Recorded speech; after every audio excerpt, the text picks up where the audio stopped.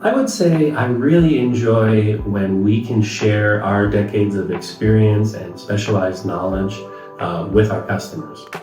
For whatever reason, dust collection seems to be one area that many plants, they just never find a way to get good training or education to their people.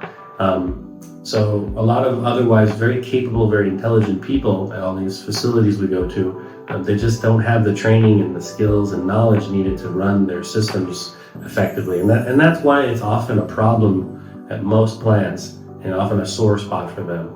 So I really like when we can take our experience and knowledge and help the customer learn how to improve things themselves. Not just tell them this or that, but explain how things work, help them reason on it, so they can figure out their own solutions later on and operate things better. So when we do training or when we work with customers on troubleshooting a problem or designing a new system, I really like that part of where we educate and help them to learn and understand their systems better.